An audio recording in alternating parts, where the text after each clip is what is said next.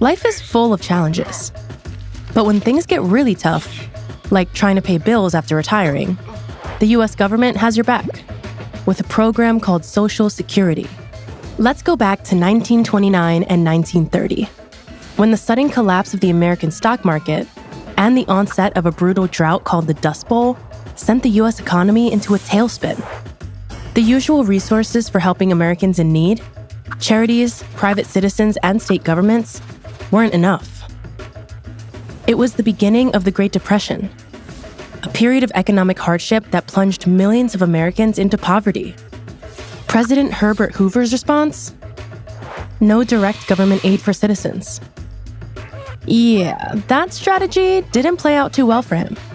In 1932, Hoover lost the presidential election to Franklin D. Roosevelt, who had a different approach.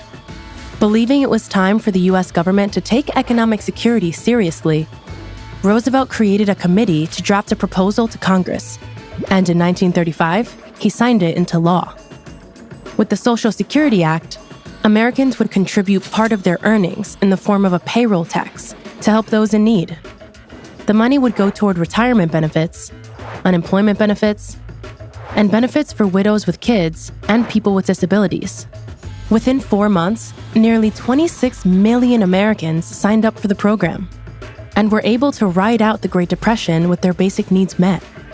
Over time, Social Security has changed.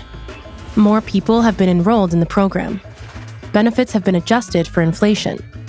And the Supreme Court ruled that men whose wives have died can get benefits, something that had previously been limited to women whose husbands had died. But the original intention has never changed. If everyone contributes a portion of their earnings, then there will be funding to help those who need it. What do you think Social Security will look like in the future?